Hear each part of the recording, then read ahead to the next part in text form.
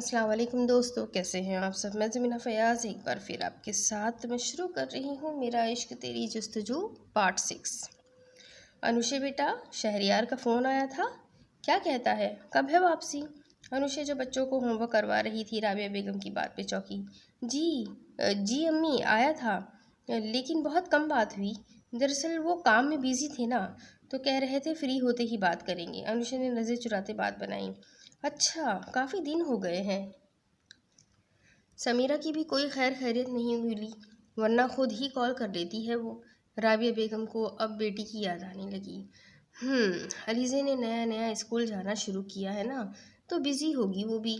सरसरी से अंदाज में कहा। हाँ, उसको तो छोटी सी गुड़िया ही मिल गई है। राबिया बेगम पुरसुकून सी मुस्कुराई। शुक्र अल्लाह का, इस ज़ात बारी ताला ने अपनी रहमत से नवाज दिया मेरी बच्ची को, वरना कितने सालों से तरस रही थी। राबिया बेगम को गुजरते लम्हात याद आए तो थोड़ी रंजीदा सी हो गई। जी जी, सही कह रही हैं। अल्लाह हमारी समीरा को ज़िंदगी की तमाम खुशियों से नवाजे, आमीन। अनुषा ने दिल से दुआ की। बस अब एक फ़र्ज़ बाकी रह गया है, उम्र का। अल्लाह करे तो इस बार वो उम्र अल्लाह करे तो इस बार जब उम्र आए तो उससे बात करके उसके फ़र्ज से भी सबकदोश हो जाऊं। ये तो अच्छी बात होगी, घर में रौनक हो जाएगी। अनुषा खुशी से बोली। मम्मा, उमर चाचू की शादी पे ताबी आनी भी आएगी ना। अयान जो काम करते हुए बातें भी सुन रहा था, बीच में बोला। सब आएंगे बेटा, जब शादी ब्याह जैसी तकरीबात होती है तो सब आते हैं। अनुषा ने प्यार से जवाब दिया। और ताबी आनी की शादी पे भी हम जाएंगे ना। सानी ने भी बातों में हिस्सा लिया। अनुषे एकदम उदास हो गई। हाँ बेटा, ज़रूर जाएंगे। चलो जल्दी से होमवर्क कर लो, फिर आइसक्रीम खाने चलेंगे। अनुषे ने उनका ध्यान बटाया, जब किताबी के जिक्र पर एक बार फिर से राबिया बेगम रंजीदा सी हो गई। दूसरी तरफ जहाज़ की सीट के साथ टेक लगाते उमर ने विंडो से बाहर देखा। वो इस शहर को हमेशा के लिए खैराबाद कह के जा रहा था। हाँ, अब उसे लौटना था, ताबी का बनकर, उसे अपना बनाने, उसे इज्जत और रुतबे के साथ अपने साथ रुखसत करने उसने लौटना था। एक नया उमर बन के, जहाँ कहीं सिला का अक्स ना हो, उसकी परछाई भी ना हो, कहीं कोई बदला ना हो। उमर ने मुस्कुराते हुए पुरसुकून होकर आंखें मूंद ली। अपनी माँ, अपनी जन्नत के पास वो वापस लौट रहा था। एक शराब के पीछे भागा तो अपनी जस्तजू, वो अपनी जन्नत जन्नत तक को नाराज करके, तो अल्लाह ने कैसे उसे मंजिल पे पहुंचाना था। माँ की दुआ के बिना तो कुछ भी नहीं। आंखों में राबिया बेगम का शफीक चेहरा लहराया तो चेहरे पे खूबसूरत मुस्कुराहट आ गई। जहाज़ ने उड़ान भरी। वो अपना सारा बिजनेस इन 2 दिनों में बमुश्किल ही सही वाइंड अप कर आया था, हमेशा हमेशा के लिए। अब वो शहरियार के साथ मिलकर काम करने का इरादा रखता था। ख्यालों के झरोके में अचानक ताबी का चेहरा झिलमिलाया तो फिर से एक खूबसूरत मुस्कुराहट ने लबों को छुआ। पागल है थोड़ी थोड़ी, पर मेरी है पूरी की पूरी, एक जज्ब से सोचता वो मुतमईन हुआ। ताबी, जस्ट वेट, मैं बहुत जल्द आऊँगा। ख्यालों में उससे मुखातिब हुआ। मुझे पता है मेरे गुस्से में किए गए फैसले से मम्मा नाराज़ होंगी, लेकिन मैं उन्हें मना लूँगा। बस कुछ दिनों में ही तुम मेरे पास होगी, फिर मैं लफ्ज़ों से नहीं, अपने हर अमल से अपनी मोहब्बत को तुम पे निछावर करूँगा, तुम्हें समेट लूँगा। आने वाले वक्त की प्लानिंग करते उमर बहुत खुश था। वक्त रहते उसे अपनी गलती का एहसास हो गया था और उसे सुधारने का भी इरादा रखता था, लेकिन वो ये नहीं जानता था उसका यूँ खामोशी से चले जाना ताबी को कितनी बड़ी मुश्किल में डालने वाला था। शहरियार के ऑफिस शहरियार जैन के ऑफिस आया।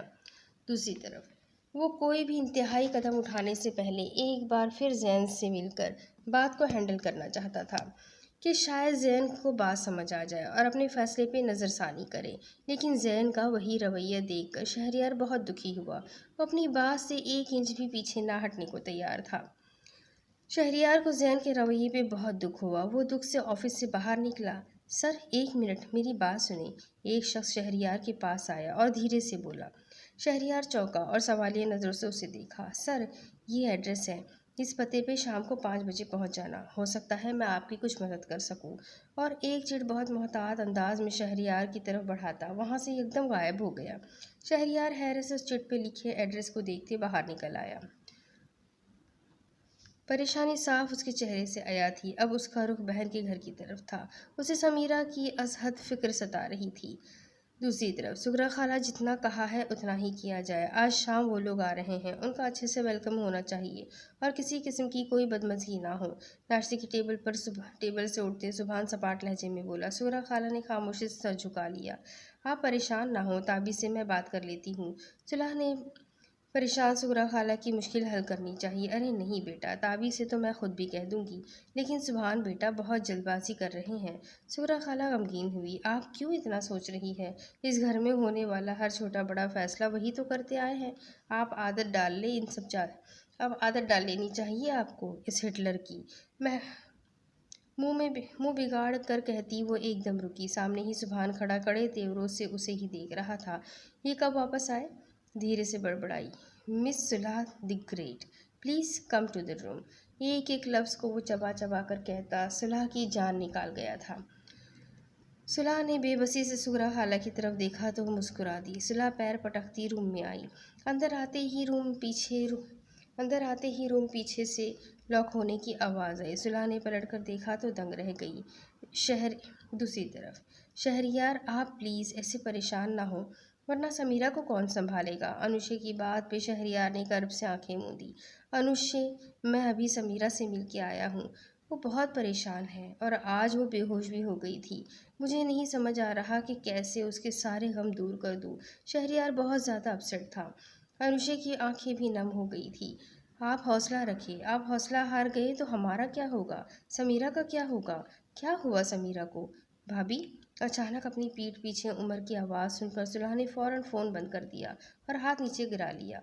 दूसरी तरफ शहरियार को उसके यूं अचानक फ़ोन बंद करने की वजह समझ न आई। अनुषा आंसू साफ करती उमर की तरफ पलटी, कुछ बहाना बनाती, लेकिन उमर का अंदाज़ा बता रहा था कि वो सब कुछ सुन चुका है। सुभान के हाथ में गन देखते सुलह का सांस थम गया।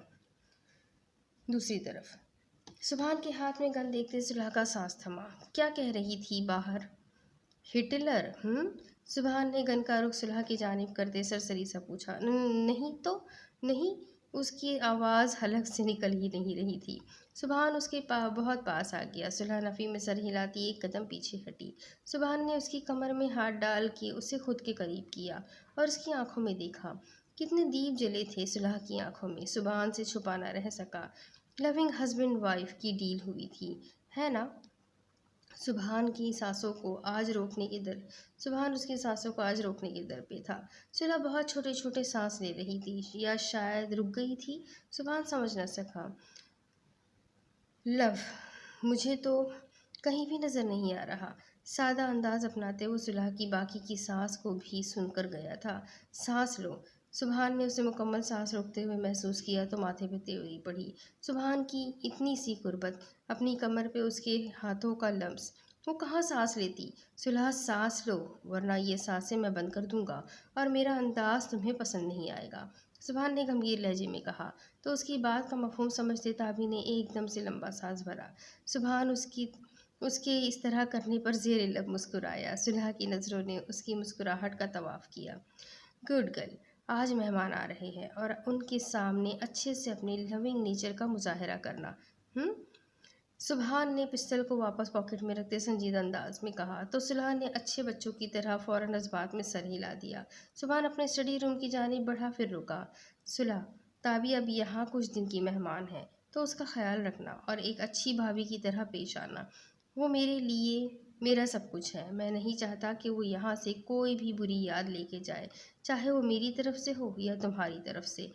बहुत रसान से समझाया और बिना जवाब सुने बाहर निकल गया। सुलह ने लंबा सांस खारिज किया। उफ, क्या इंसान है ये! इसके सामने ये दिल आगे पीछे दाएं बाएं हर जगह से धड़कने लगता है और आवाज़ ऐसे सुनाई देती है जैसे अभी निकल के बाहर आ जाएगा। जो भी है बहुत बड़ा जादूगर। सुलह ने आज ही के दिन सुभान को एक और नए खिताब से नवाजा और मुस्कुरा दी। अब आगे।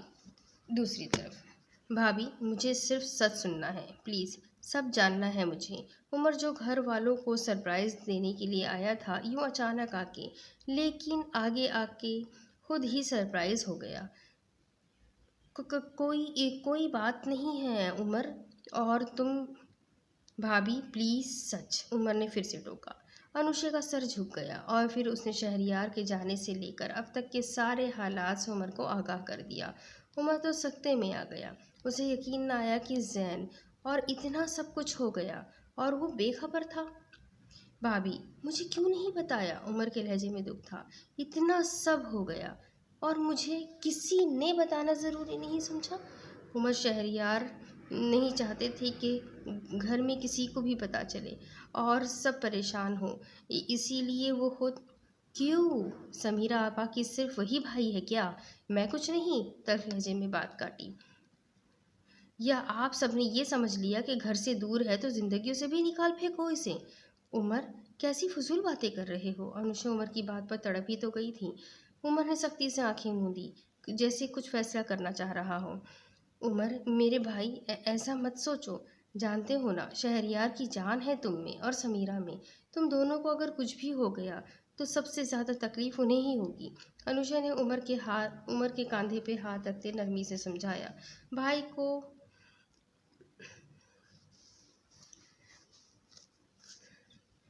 भाई को एटलीस्ट मुझे बताना तो चाहिए था, नम लहजे में कहते हुए उसने अनुषा को चुप करा दिया। अम्मी से मिले? अपने रूम में। अनुषा ने अचानक बात पलटी। नहीं, अभी ही तो आया हूँ और अब जा रहा हूँ। एक अज़म से खड़े होते वो अनुषा को बुरी तरह चौंका गया। क्या क्या मतलब? कहाँ कहाँ जा रहे हो? अनुषा भी फ़ौरन बेचैनी से खड़ी हुई।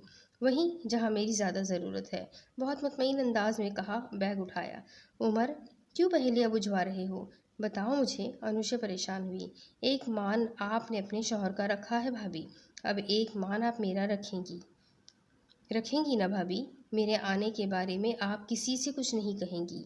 उमर अनुषा को मुश्किल में डाल गया। उमर, अनुषा बेबस हुई। अभी बात मुकम्मल नहीं हुई भाभी, उमर ने टोका। अनुषा ने सवालिया नज़रों से उमर की जानिब देखा। मैं यूके जा रहा हूँ, लेकिन ये राज आपके और मेरे बीच रहेगा। मुझसे वादा करे कि आप किसी को नहीं बताएगी कि मैं कहाँ हूँ। उमर ने अनुषा को साकित ही कर दिया। वादा करे भाभी, उमर ने हाथ आगे बढ़ाया। उमर, शहरयार वहीं है ना, वो सब ठीक करके आएंगे। क्या तुम्हें उन पे भरोसा नहीं? अनुषा ने उसे रोकना चाहा। भाभी, शहरयार भाई ने अरसा लगा देना है इस मसले को हल करने में। आपका ये समझदार देवर सॉल्व कर आएगा कुछ ही दिनों में ये मसला। यकीन रखिए, आपके शौहर से पहले भी वापस भी आ जाऊंगा, उमर ने मुतमईन अंदाज में कहा। तो अनुषा ज़ेरे लब मुस्कुराई। फिर मैं ये समझूँ ना कि आप मेरा भरम रखेंगी और किसी से भी मेरे बारे में बात नहीं करेंगी। उमर ने अनुषा से वादा लिया। ठीक है, लेकिन अम्मी से तो मिल लो, अनुषा ने हार मानते हुए कहा था। वो उमर को अच्छी तरह जानती थी। एक बार कुछ कर लेने की ठान लेता तो फिर अपनी बात से पीछे ही नहीं हटता। नहीं भाभी, उनसे मिला तो जा नहीं पाऊंगा। आप उनका ख्याल रखिएगा, अल्लाह ने निगहबान, उमर कहते ही बाहर की तरफ कदम बढ़ा गया। अनुषा उसके पीछे आई और उसके लिए दुआएं करती रह गई। दूसरी तरफ, क्या मसला है? क्यों शोर मचाया हुआ है? गेट पे शोर सुन के सुलह गेट की तरफ बढ़ी। मैडम जी, ये शख्स अंदर आने की जिद कर रहा है। हमने मना किया तो हाथापाई पे उतर आया, गेट कीपर ने गुस्से से कहा। सुलह सामने खड़े शख्स को देख कर सख्ते में आ गई थी। अंकल, आप जाए, मैं बात कर लेती हूँ। सुलह ने चौकीदार को वहाँ से हटाया तो वो मुंह बना के चिल्ला गया। वाह, क्या हाथ मारा है! काफ़ी ऊंचा मुर्गा फांसा है तुमने। रमज़ान ने तंजिया और मुस्कुराते हुए कहा। बकवास बंद करो और क्यों आए हो यहाँ पर? सुलह ने गुस्सा दबाते सख्त लेकिन धीमी आवाज़ में कहा। मैं क्यों आया हूँ? वाह वाह, डेरे पे मुझ पे अपने यार से गोली मरवा के मरने के लिए छोड़ आई और मुझे पूछती है कि मैं यहाँ क्यों आया हूँ? ऊंची आवाज़ में बोलता वो सुलह को जहर लगा। आवाज़ आहिस्ता रखो और निकलो यहाँ से, वरना। सुलह ने उसे गेट का रास्ता दिखाया। हाँ हाँ, चला जाता हूँ, मेरे 20 लाख दे दो, चला जाता हूँ, एहसान जताते हुए कहा। कौन से 20 लाख? कोई पैसे नहीं है मेरे पास, अब निकलो यहाँ से। सुलह उसे सुबहान के आने से पहले भगाना चाहती थी, पर वैसे भी घर में आज मेहमान आ रहे थे, ऐसे में वो कोई भी बदमज़गी नहीं चाहती थी। आहा, कौन से 20 लाख? बहुत जल्दी याददाश्त ने काम करना बंद कर दिया है तेरी। मेरे पास नहीं है कोई भी पैसे, अगर होते भी तो तुम्हें कभी ना देती। सुलह ने गुस्से से उसकी बात टोकते कहा तो रमज़ान को भी गुस्सा आया। एक तो सुलह ने अपनी माँ को भी वहाँ से निकलवा के गायब कर दिया और बहन को भी ले गई। इस सब का भी रमज़ान को बहुत गुस्सा था। तू तो मुझे पैसे नहीं देगी? रमज़ान ने सख्त लहजे में पूछा। नहीं, सपाट लहजे में कहती वो रमज़ान का पारा और हाई कर गई। तो ठीक है, अब देखना मैं क्या करता हूँ। तू पछताएगी, रोएगी, लेकिन वक्त को वापस नहीं पलट सकेगी। अब देख मैं क्या करता हूँ तेरा। गुस्से से धमकी देता वो वहाँ से निकलता चला गया। सिला खामोशी से वहीं खड़ी रह गई। वो रमज़ान की सोच तक नहीं पहुँच पा रही थी। सर झटक कर अंदर आ गई। शहरियार बताए हुए एड्रेस पे पहुंच गया था, लेकिन काफ़ी वेट करने के बाद भी वो शख्स वहां नहीं आया था। तो वो वहां से उठा और बाहर निकल आया। तो एक आदमी उसके पीछे आया और उसके कंधे को टच किया। सर, मेरे पीछे आए, वो शख्स कहते साथ ही आगे निकल गया। तो शहरियार भी सोचता सोचता पीछे उसके साथ चलने लगा। कुछ देर आगे जाके वो एक खामोश गली में घुस गया और एक आम से रेस्टोरेंट में वो इंटर होते साथ ही शहरियार को इशारा किया। शहरियार भी उसके पीछे रेस्टोरेंट में गया। बैठिए सर, धीमे लहजे में कहा। शहरियार सपाट अंदाज में एक चेयर पे बैठा। सर, आप सोच रहे होंगे कि मैं कौन हूँ, लेकिन मैं आपकी मदद कर सकता हूँ मोना से जैन सर का पीछा छुड़ाने में। मैं आपकी मदद करूँगा। और तुम मेरी मदद क्यों करोगे? शहरियार को उसका अंदाज बहुत पुरस्कार लग रहा था, क्योंकि वो एक ऐसी नागिन है जिसने मुझे भी डसा है। आगे होके कहता उसके लहजे में सिर्फ नफरत ही नफरत थी। शहरियार उसे देखने लगा। मैं उसका पहला शौहर हूँ। अब के लहजे में दुख था। दूसरी तरफ, अरे बेटा, इतना तकल्लुफ़ क्यों कर दिया? आफाक अंकल की बीवी मिसेस आसिया ने खाने पीने की अनवा अक़साम देखते सुबहान को प्यार से टोका। आज मिस्टर एंड मिसेस आफाक सुबहान के घर मौजूद थे। साथ में असफंद भी आया था। प्लीज़ आंटी, लेना, आपका आना बहुत अच्छा लगा। सुलह ने उन्हें एक प्लेट पेश की। माशाल्लाह, बहुत अच्छी और नेक है आप। कितना अरसा हुआ आपकी शादी को? एक केक का पीस उठाते हुए उन्होंने सरसरी अंदाज में पूछा। जी, कुछ अरसा ही हुआ है। सुलह ने गड़बड़ा के सुबहान की तरफ देखते मुस्कुराते हुए कहा। माशाल्लाह, बहुत प्यारी जोड़ी है आप दोनों की। दिल से वो उनकी तारीफ कर रही थी। सुलह का दिल जोर से धड़का। अरे भाई, हमारी गुड़िया कहाँ है? मिलवाओगे नहीं? आफाक अंकल ने ताबी का जिक्र किया। क्यों नहीं, ताबी को ले आओ। आफाक अंकल को मुस्कुरा के कहते वो धीरे से साथ बैठी सुलह से मुखातिब हुआ। तो सुलह फौरन सर हिलाती उठी, लेकिन इतने में ताबी खुद ही वहां आ गई। सूरा खाला भी उसके साथ थी। शायद वहीं उसे समझा के अपने साथ लाई थी। अस्सलामुअलैकुम, ताबी ने आते ही सलाम किया। सादा से रूप में वो मिसेस आसिया को बहुत ही भाई। फौरन उठ के उसे गले से लगाया। माशाल्लाह माशाल्लाह, आओ बेटा, यहाँ बैठो, यहाँ आओ। मिस आसिया ने ताबी को अपने पास ही बिठा लिया। असफंद ने भी पसंदीदगी की निगाह से ताबी को देखा और इस बात को आफाक अंकल और सुबहान दोनों ने नोट किया। मिसेस आफाक ताबी से छोटे मोटे सवाल करने लगी। ताबी गिने चुने जवाब देती रही, जबकि एक बार भी नज़र उठा के किसी को भी ना देखा। अंदर से वो टूट रही थी, लेकिन हिम्मत जुटाए बैठी थी। अरे भाई सुबहान, हमें ताबी बहुत पसंद आ गई है। अगर तुम इजाज़त दो तो हम उसे अपने बेटे के लिए आपसे ताबी को मांगना चाहते हैं। मिसेस आसिया कुछ ज़्यादा ही जल्दी में थी। ताबी का हाथ मुसलसल उनके हाथ में था। उनकी बात पे ताबी ने हैरत से पहले उन्हें देखा, फिर सामने बैठे सुबहान को। सुबहान के चेहरे के तासुरात बिल्कुल नॉर्मल थे। हाँ सुबहान, हम ख़ास इसी मकसद से यहाँ आ जाए हैं, इसलिए हमें मज़बूत जवाब चाहिए। हमारा आसमान भी तुम्हारे सामने ही है। मिस्टर आफाक ने मुस्कुरा के बेटे को देखा तो बेटे ने भी धीरे से मुस्कुरा दिया। अरे अंकल, आपकी बात सराखों पे। असफन तो मुझे बहुत पहले से ही पसंद है। सुबहान की बात पे ताबी की आंखें हैरत से फैल गई। उसे यकीन न आया कि उसका भाई बिना उसकी राय लिए ज़िंदगी का इतना बड़ा फैसला बिना उसकी मर्जी के ले लेगा। एक पल में ही। तो ठीक है, हमें कोई दिन दे दो, हम आके रस्म अदा कर लें। मिस्टर आफाक ने अगला लायहा अमल तैयार किया। ताबी का सब्र का पैमाना लबरेज हो गया और वो वहाँ से उड़ गई। उसके यूं अचानक उठ के जाने पे एक लम्हे को सब खामोश हो गए। शायद शर्मा गई है, मिसेस आफाक ने मुस्कुरा के कहा, लेकिन सुबहान मुस्कुरा भी ना सका, क्योंकि उसका दिल उसे बेचैन कर रहा था। अब दूसरी तरफ उमर ने जैसे ही यूके एयरपोर्ट पे कदम रखा, एक शख्स जल्दी में चलता उसके पास आया। Welcome welcome to the airport, to the UK, वो शख्स बहुत खुशी से बोला। उमर ने उससे मुसाफिहा किया। आप अरसल हैं? उमर ने तस्दीक की। जी, इस नाचीज़ को एडी यानी अरसल डिटेक्टिव कहते हैं। बिलाल भाई ने मुझे सारी डिटेल दे दी है, आप बिल्कुल बेफिक्र होकर आए। अब से आपकी सारी टेंशन एडी की। एडी ने उमर से बैग लिया और उसे लिए गाड़ी की जानिब बढ़ा। उमर मुस्कुराता उसके साथ गाड़ी में बैठा। वो बहुत बातूनी था। उमर को पहली मुलाकात में ही अंदाज़ा हो गया था। मैं कैसे तुम्हारा यकीन कर लूँ कि तुम सच कह रहे हो? शहरयार को उस शख्स की बातों पे यकीन करने को दिल न किया। मैं जानता था आप यकीन नहीं करेंगे। ये देखें फ़ोटोग्राफ्स हमारी शादी की। उसने जेब से निकाल के कुछ तस्वीरें शहरयार के सामने रखी। शहरयार उन्हें देखने लगा। हमारी लव मैरिज थी। जिस कंपनी में मैं एमडी की पोस्ट पे था, मोना वहाँ जॉब के लिए आई थी। मैंने ही उसे जॉब भी दी थी। हमारी दोस्ती हुई, कब दोस्ती प्यार में बदली पता ही ना चला, और फिर हमने शादी कर ली। वो बांग्लादेश से है और मैं पाकिस्तान से हूँ। हम दोनों खुश थे एक साथ। मैंने इसी मोहब्बत में अपना सब कुछ उसके नाम कर दिया। उसकी एक अपाहिज माँ थी जो उसी के साथ रहती थी। मुझे उससे मोहब्बत थी। मैंने कभी एतराज़ ना किया। कुछ लम्हे उसने ताकुफ़ किया। वो मुझसे मोहब्बत करती थी। ये भरम उस दिन टूटा जब मैंने उसे किसी गैर की बाहों में देखा। उसके लहजे में दुख था। हमारी लड़ाइयाँ शुरू हो गई। वो जो मुझ पे प्यार निछावर करती थी, उसे मेरे वजूद से नफरत होने लगी। उसने मुझसे अलहदगी का मुतालबा कर लिया। मैं नहीं माना। फिर एक दिन मैं घर आया।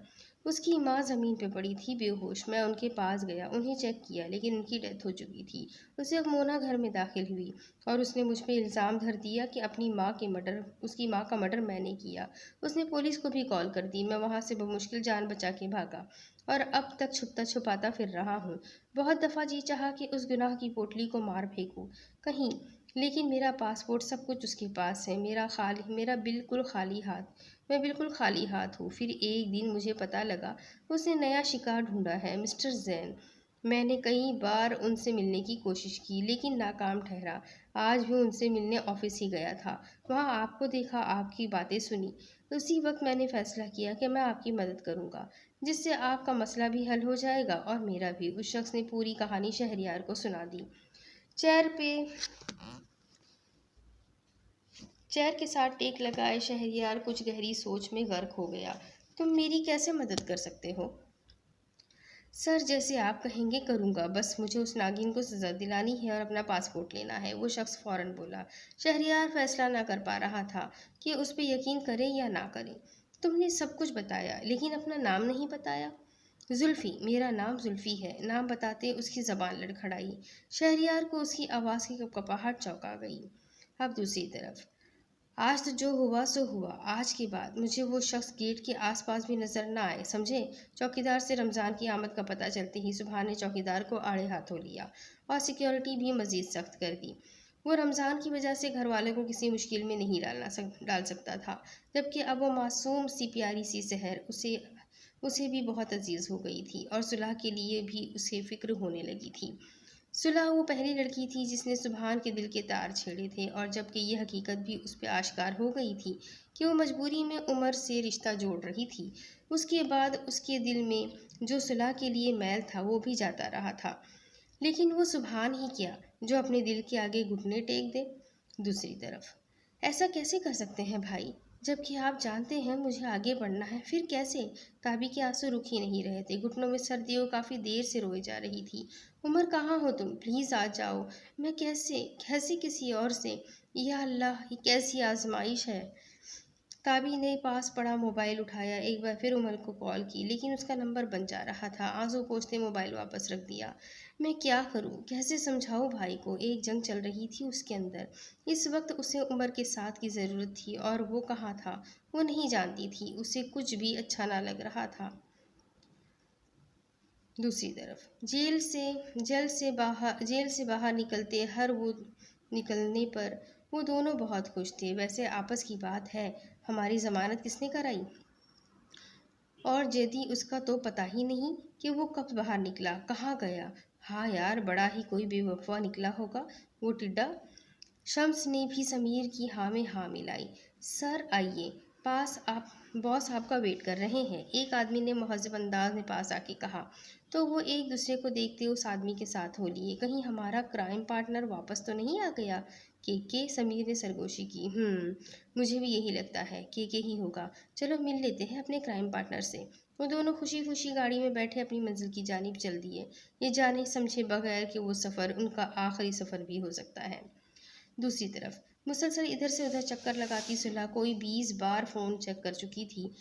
आज उसने अपनी माँ से मिलने हॉस्पिटल जाना था और उसके लिए उसने सुबहान से हॉस्पिटल का एड्रेस मांगा था मैसेज पे। मैसेज सीन हो गया था लेकिन रिप्लाई नहीं आया था। शायद वो बिजी था वरना लाजमी जवाब देता, चाहे डांट ही के क्यों ना देता। तभी कॉल आने से कॉल ने उसे चौंका दिया। डरते डरते फ़ोन कान से लगाया, हार्ट बीट भी तेज़ हो गई। थोड़ी देर में ड्राइवर और गाड़ी पहुंच जाएंगे और वो तुम्हें ले जाएंगे। याद रखना सिर्फ आधा घंटा होगा, जो कहना सुनना हो सुन लेना। 2 बार दोबारा कॉल करूं तो घर पे रहना।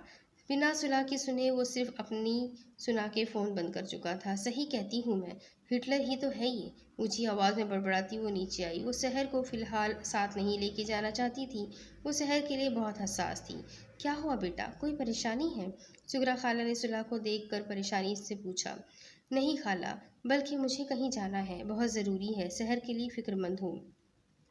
अरे बेटा आप जाओ, शहर के साथ मैं हूँ ना, और शहर घर में ही तो है। आप काम निपटा कर आ जाओ। सुगरा खाला ने झूला झूलती शहर की तरफ प्यार से देखा। Oh thank you so much खाला, मैं जल्दी वापस आ जाऊंगी, बस आप उसे अकेला ना छोड़ना। सुलह ने उन्हें तंबीह की। बेफिक्र होके जाओ। बाहर गाड़ी के हॉर्न की आवाज़ आई। सुलह जल्दी से शहर के पास गई, उसे अपने जाने का बताया। आप ही, मैं भी आपके साथ चलूंगी। वो भी तैयार हो गई जाने के लिए। गुड़िया जानिए, आप काम से जा रही है ना, आप ही काम से जा रही है ना, और मैं जल्दी वापस आ जाऊंगी। आपने अपना बहुत सारा ख्याल रखना है, ओके? शहर ने इस बात में सर हिलाया। वो बचपन से ही ऐसी थी, जिसने कभी कोई जिद ना की थी, हमेशा फर्माबरदारी ही दिखाई थी। सुलह शहर को प्यार करती बाहर निकल गई। शहर की नज़रों ने आखिर तक उसका पीछा किया। सुलह भी मुड़ मुड़ कर उसे देख रही थी और मुस्कुराती बाहर आ गई और उसके गाड़ी में बैठते ही चल पड़ी। अब दूसरी तरफ, ओहो ये तो ख़त्म है। रात के खाने की तैयारी करते सुगरा खाला ने माथे पे हाथ मारा और सामान का थैला उठाए बाहर जाने के इरादे से निकली। दादू आप कहाँ जा रही हैं? शहर ने रोका। बेटा बाजार जा रही हूँ, कुछ सामान खत्म हो गया है, वो लेना है। दादू मैं भी आपके साथ चलूँ? शहर ने बहुत प्यार से पूछा। अरे बेटा आप घर पर रहें, मैं जल्दी वापस आ जाऊंगी। दादू मैंने भी जाना है, आइसक्रीम खानी है मैंने, कोई भी मुझे कहीं नहीं लेके जाता। शहर उदास हुई। ऐसी बात नहीं है बेटा, आपकी आपी आ गई तो बहुत परेशान होगी। सूरा खाला ने टालना चाहा। मुझे आपके साथ जाना है, मुझे नहीं पता, थोड़ा खफा हुई। अच्छा 1 मिनट, मैं आपकी आपी से पूछ लूँ। नहीं तो वो नाराज़ हो जाएगी। नहीं नहीं, वो मुझे जाने ही नहीं देगी। आप उनसे नहीं पूछे प्लीज़, हम उनके आने से पहले वापस आ जाएंगे ना। सुगरा खाला को उस मासूम के चेहरे की खुशी मसरूर कर रही थी। अच्छा बाबा चलो, लेकिन वादा करो मेरे साथ साथ रहोगी वहाँ।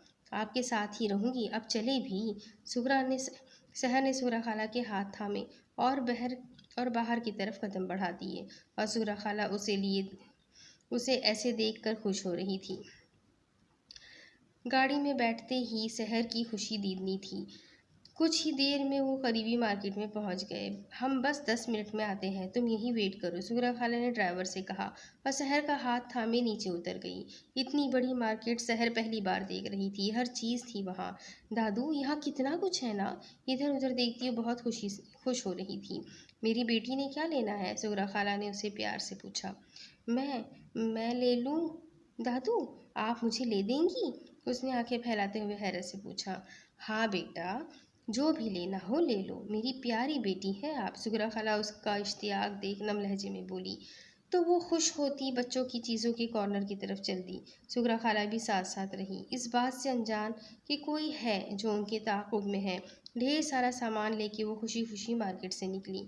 उन्हें मार्केट से निकलता देख ड्राइवर फ़ौरन उनकी तरफ लपका और सारा सामान लेके गाड़ी की जानिब बढ़ा। दादू आज मैं बहुत खुश हूँ, मैंने बहुत सारी चीज़ें ली हैं। सुलह आपी के लिए चूड़ियाँ ली, उन्हें बहुत ज़्यादा चूड़ियाँ पसंद है, लेकिन उन्होंने पहनना ही छोड़ दी। लेकिन अब मैं खुद उन्हें पहनाऊँगी। और वो जो चादर है ना, मोतियों वाली, वो मैंने मम्मा के लिए ली है। जब उनसे मिलने जाऊँगी ना तो उन्हें दे दूँगी। आज वो खुशी से बहुत चहक रही थी। और मेरी बेटी ने अपने लिए क्या लिया? ओह याद आया, आइसक्रीम लेनी थी मैंने, ली ही नहीं। इर्द गिर्द देखा, वो रोड के पार आइसक्रीम पार्लर नजर आया। खुशी के जज्बे की रौ में बहती वो उस तरफ बढ़ी। खाला सुगरा उसे आवाज़ें देती रह गई। रश और गाड़ियों के बीच में से निकलना उनके लिए मुश्किल था। पलट के ड्राइवर को देखा कि उसे शहर की तरफ भेजे, लेकिन उन्हें ड्राइवर कहीं नजर ना आया। जबकि ड्राइवर सामान गाड़ी में रखते वहीं किसी के सर में डंडा मारने से बेहोश हो पड़ा था। जैसे ही वो आइसक्रीम लेके पलटी, उसके चेहरे पे दुनिया जहाँ की खुशी थी, जैसे उसने सब पा लिया हो। लेकिन अगले ही लम्हे अपनी गर्दन पे जलन का एहसास हुआ। जलन बढ़ी, कान और कंधे पे भी जलन बढ़ी। बेइख्तियार उसके हाथ से आइसक्रीम नीचे गिरी। सुगरा खाला जो उसे ही देख रही थी, उसकी इस हालत पे वो अफरा तफरी में उसकी तरफ भागी और ट्रैफिक का भी ख्याल ना किया। और एक गाड़ी से उनकी टक्कर हुई और वो दूर जा गिरी। आंखों के सामने वो मासूम दर्द से तड़पती, रोती, बिलखती नजर आई, लेकिन वो चाह के भी ना उठ पा रही थी। लोगों का एक हुजूम लग गया था। कुछ लोगों ने खाला सुगरा को उठाने की कोशिश की, जबकि दूसरी तरफ वो मासूम दर्द से बेहाल तड़प रही थी। उफ, देखो तो क्या हालत हो गई है। हाँ, शायद तेजाब था बेचारी। ओहो, वो मासूम जमीन पर ढहसी गई। किसी ने भी आगे बढ़ के उसे उठाने की कोशिश न की। वो आसमान की तरफ देखती, आंखों में आंसू लिए, दर्द सहते सहते आंख मूंद गई। कॉल दी एम्बुलेंस, किसी ने चिल्ला के कहा, लेकिन शायद बहुत देर हो गई थी। अब इसके आगे की कहानी मैं आपको अगली किस्त में सुनाती हूँ कि आगे क्या होगा। ये जानने के लिए मेरे साथ बने रहें। अगली किस्त में फिर मिलेंगे, तब तक के लिए अल्लाह हाफिज़।